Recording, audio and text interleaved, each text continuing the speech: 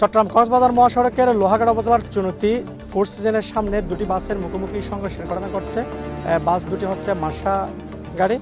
আমরা ইতিমধ্যে দুইজনের মৃত্যুর সংবাদ পেয়েছি।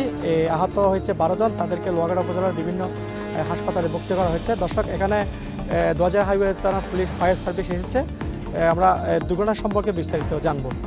আপনারা জানেন যে মার্শা পরিবহন যে চট্টগ্রাম কক্সবাজার মহাসড়কে যে বেপরোয়াভাবে তারা চলাফেরা করে, এই মার্শা পরিবহনগুলা কমপক্ষে আপনার এই জায়গায় 8-10টা অ্যাক্সিডেন্ট হয়েছে। গতবারও এখান থেকে মুসলাকা দিয়ে তারা গেছে, বেপরোয়াভাবে চালাবে না এবং এখান থেকে ক্ষতিপূরণ দিয়ে গেছে। আজকেও আপনারা দেখছেন দুইটা মার্শা, একই সাথে দুইটা মার্শা কিভাবে অ্যাক্সিডেন্ট হয়। তারা এত বেপরোয়া গতিতে গাড়িগুলো চলাচল করে, তারা অন্য গাড়িগুলোকে তারা কি মানে কিছুই মনে করে না।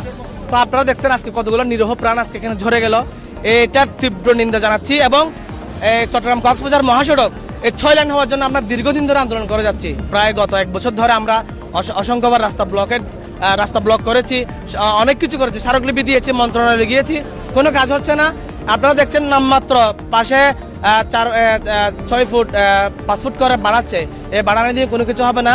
এটা অনতিবিলম্বে অন্তত মিনিমাম 4 লাইন হলেও করতে হবে। এটা আমাদের চট্টগ্রামের মানুষের প্রাণের দাবি।